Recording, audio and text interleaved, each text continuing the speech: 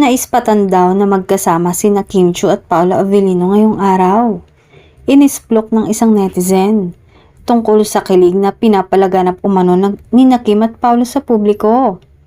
Alam na po natin na may something special na pagtitinginan ng dalawa. May source na nakapag-splok sa akin na nakita ang dalawa. Naka-face mask sila, nakakap pa sila pero booking na booking pa rin na sila ay nag-date. Kahit pagod sa biyahe at kagagaling lang sa LA, ay diretso sa work at talagang naglaan ng oras ang dalawa para makapag-bonding. Samantala, tila malapit na raw makonfirm ni Kim at Paolo ang real score ng dalawa base sa mga ganap nito sa buhay.